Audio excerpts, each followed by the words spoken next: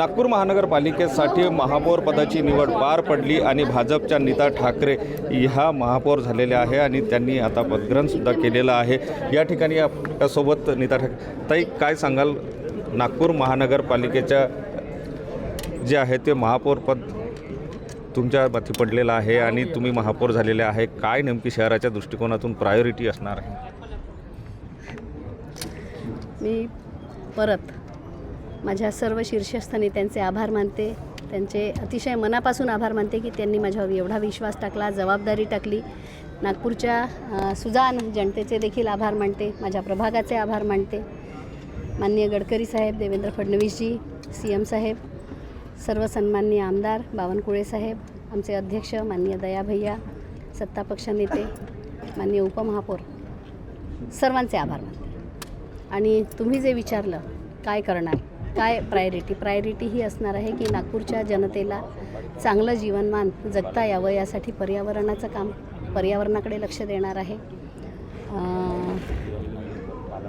ज्या त्यांच्या मूलभूत गरजा असतील, सोयीसुविधा, सिवरेजचा विषय वगैरे मोठा आहे, या सगळ्या अर्थाने काम करणार आहे। शहर सुंदर, स्वच्छ, पर्यावरणपूरक होईल या अर्थाने काम करणार आहे। धन्यवाद।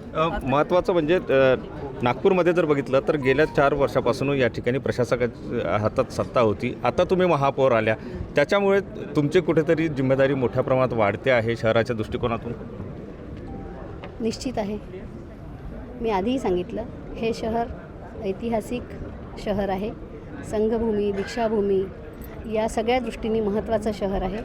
येथील जनतेला हे उत्सवप्रिय असणारं शहर आहे। येथील जनतेला चांगलं जीवनमान देण्यासाठीचा प्रयत्न करणं हे निश्चितपणे म्हणजे कर्तव्य आहे आणि ते पूर्ण करण्याचा मी आटोकाट प्रयत्न। एक शेवटचा प्रश्न, नागपूर महानगरपालिकेत महिलांचा नगरसेवक सगळ्यात जास्त निवडून आलेले आहे, नगरसेवकांची संख्या, महापौर, उपमहापौरसुद्धा महिला आहे, महिलांच्या दृष्टिकोनातून काय असणार तुमच्या?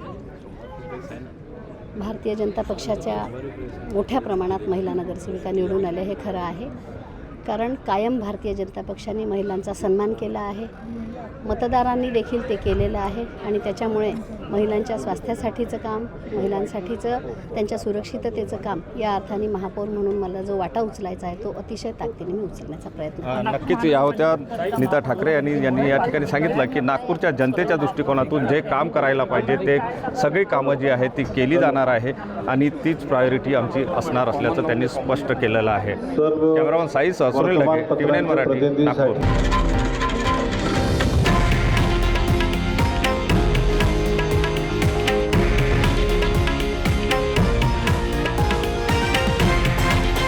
हे आहे देशातील नंबर 1 न्यूज नेटवर्क आणि आपण पाहत आहात TV9 मराठी, एकमेव।